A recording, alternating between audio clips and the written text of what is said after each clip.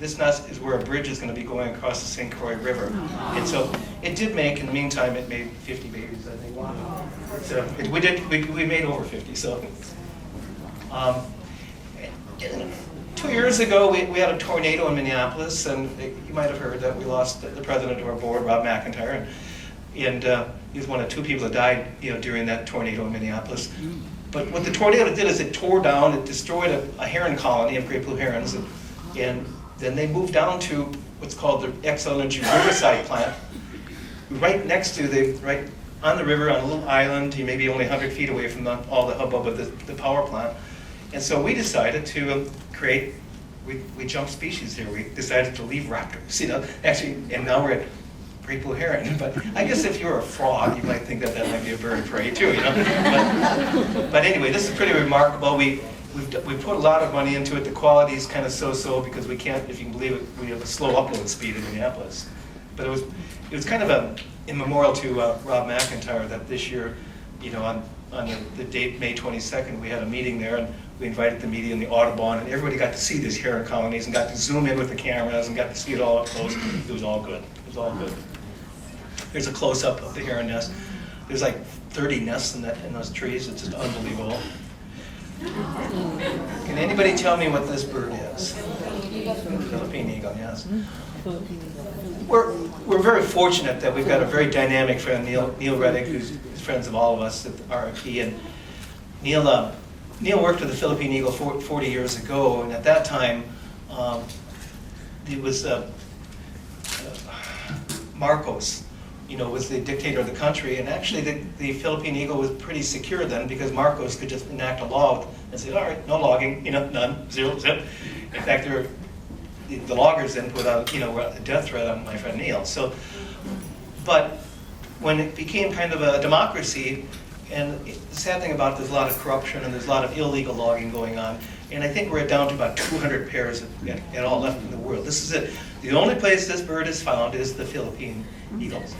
It is a formidable bird of prey. It used to be called the Philippine monkey-eating eagle, and it does eat monkeys. It does. And it's got blue eyes, and it's such a dynamic bird. And Neil and his wife just dedicated 6 months of their lives. They just returned last month from recording a breeding season in the Philippines, and working with Cornell University, they're making a documentary. And now we're looking at RRP creating maybe what could be the very first eagle cam in the Philippines, which is, we're kind of excited about it.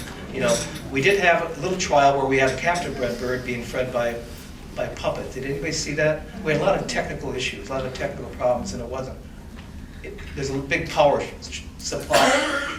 Electricity is not very stable in the Philippines, so a lot of times we just lose our power, lose our internet, and then if you don't have somebody there that can restart the stream, you could be offline for days sometimes. But we're kind of hoping that with Neil's documentary, which I'm sure it's going to bring tears to everybody's eyes, I know, knowing him, if he says it's good, it'll be beautiful. And maybe our eagle cams, and maybe we can take what we've learned with the Decor eagle cam. Wouldn't this be wonderful? We could take what we've learned and help the Philippine people take ownership of their bird, maybe have the world kind of maybe help the Philippine eagle save their bird. And I think it's all doable. I really do. If we take those 200 nests and buy 100 acres around every tree, or 200 acres, and we pay somebody a salary to protect those trees and monitor those trees, as wardens or whatever, I think we could save that species from going extinct. What a grand thing! What a wonderful thing we could do. And we could just apply a lot of what we learned here with with generating a viral eagle cam and interest in birds. And it would take moderators, and it would probably take American moderators and probably Philippine moderators too.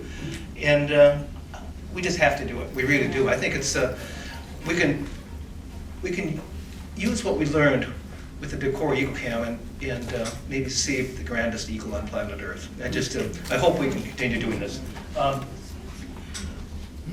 We're very fortunate. I'm very, very fortunate. I'm kind of honored. This is Dan Berger, longtime friend of mine. He just turned 83 the other day. He's trapped close to 70,000 birds of prey and banded them on the east side of Wisconsin near Cedar Rapids. He's been banding birds of prey since 1949. So but he was a graduate student of Fran Hammerstrom, who was also a falconer and a bird researcher that I knew, and that was kind of my hero. But Fran Hammerstrom was the only female graduate student of Alda Leopold.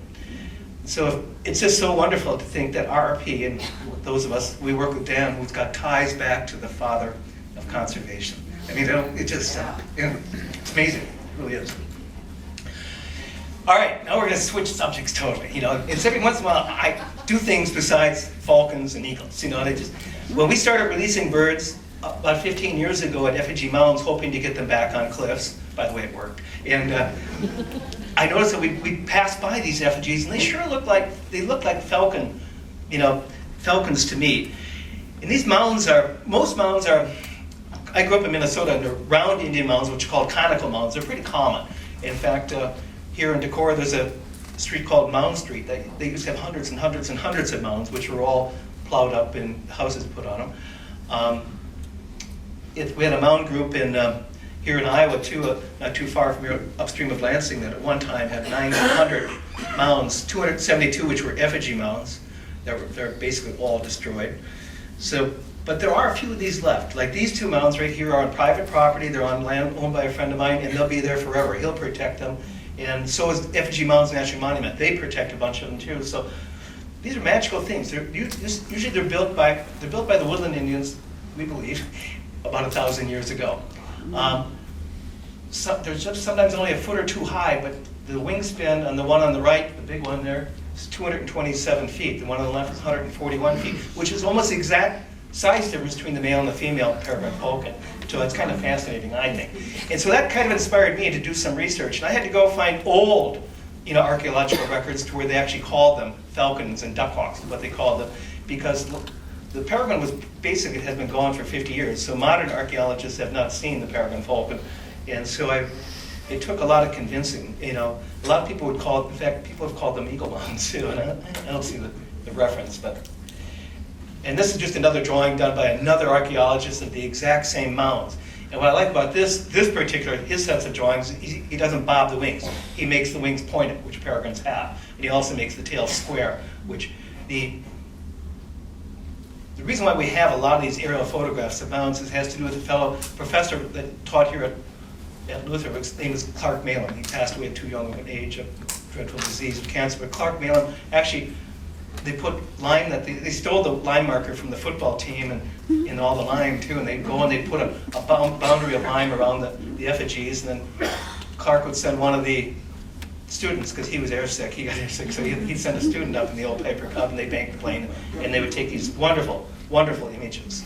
Because Clark felt as though that these effigy mounds were works of art, and I totally agree. I think he had to do these shots when the leaves were gone, so he had to do a very narrow window to get them done.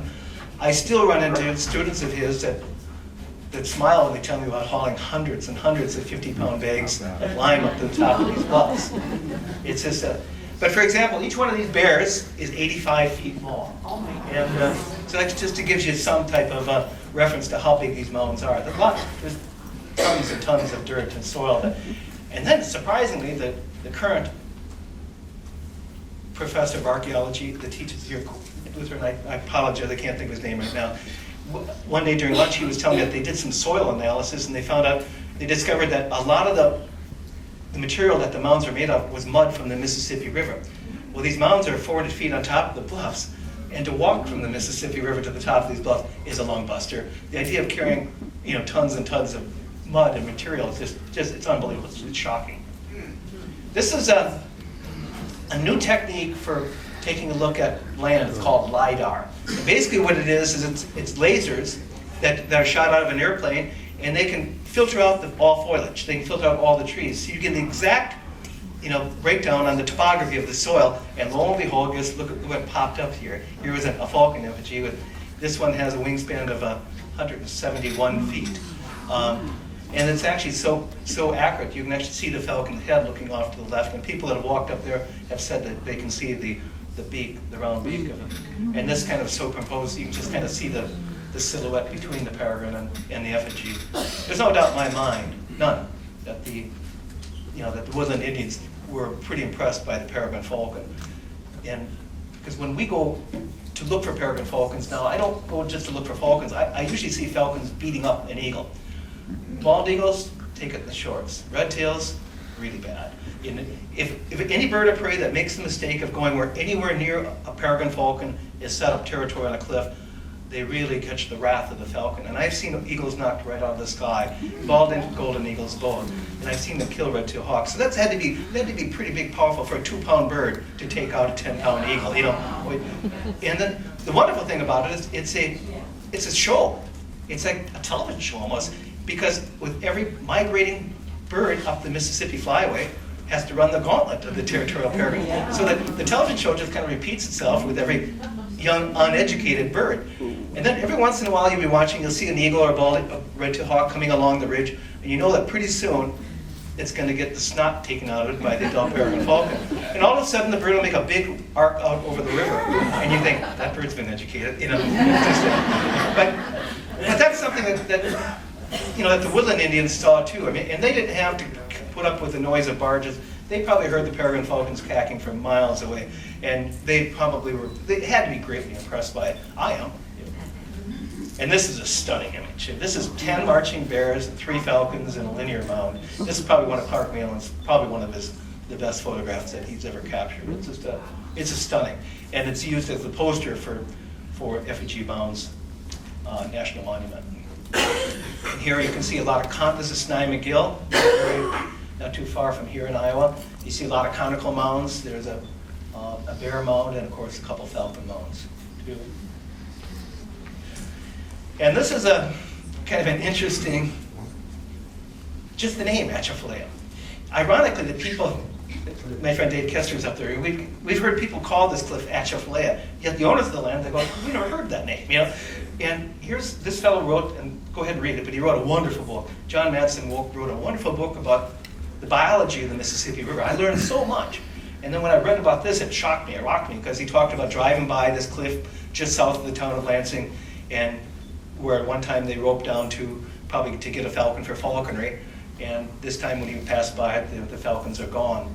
Well, because of RRP and all the support from the public, this is Atchafalaya Cliff. It's a stunning cliff. It's just a, but oh no, I need to figure out a way to get back. It's going to require my glasses. Sorry.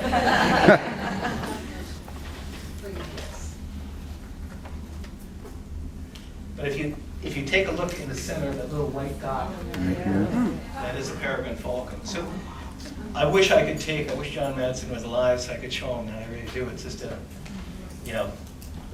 would really, because I did learn a lot. Reading his book on the Mississippi River, I learned a lot of things, just incredible stuff.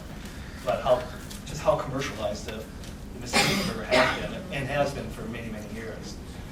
This is a nice photograph of a peregrine falcon, and I want you to take a look at this. If you look on the very side of the face, this is called the malar stripe. And sometimes they have a solid black cap. Most all peregrines have this malar stripe, which is pretty prominent. And only falcons have a notch in their beak. Eagles don't have it. Owls don't have it. Only falcons have this little primordial tooth, it's called, that's on their beak. And what that does, as soon as they catch a bird, they reach down and they can break the vertebrae of their prey using that tooth in their beak. But eagles don't have it, and hawks don't have it. But this is a 1,000-year-old copper plate found in the Hopewell Mound in Ohio. And if you look, it's got a malar stripe, and it's got the notch on the beak. So I mean, this is proof here too that the woodland Indians 1,000 years ago cherished the peregrine falcon. And I mean, it had to be a big power to them. It just had to. When I first moved to Iowa, everybody said to me, well, Bob, Herky the hawk sure looks like a peregrine falcon, doesn't it? Could it be a falcon? I had to agree, I just had to agree. And, that does look a lot like a peregrine, but it's surely a prestigious University of Iowa couldn't get their mascot wrong.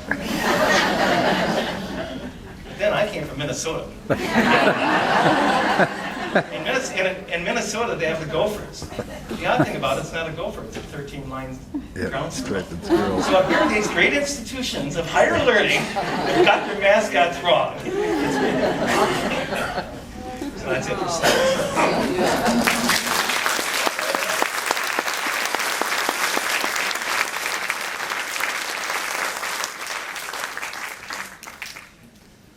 So do you have questions? I've gone through this pretty fast, but yes. Go ahead. To D1? Oh, we don't know. Sometimes these transmitters will shut off and then not come back on for a month. And that's what we're hoping. That's what we're all just hoping, that just it's going through a bad cycle and D1's transmitter will turn back on. Brett had one that went 17 months, but then it turned back on. So, and then it stayed back on for a long time. Yeah. We saw a parent on N1 this morning. Will they check out N1 every now and then? Oh yeah, see, in fact, last year when the babies fledged from N2, as soon as the babies fledged, they all went to N1 and stayed there. So we actually had them on camera for a while because they clearly liked that nest better. They didn't read the book this year though. When you talk about effigy mounds, what is the actual purpose of an effigy mound? Is it a ceremonial burial place, or is it just? That's a very good question, because these effigy mounds, think about it, I mean, they're not pyramids, but but they are large. They really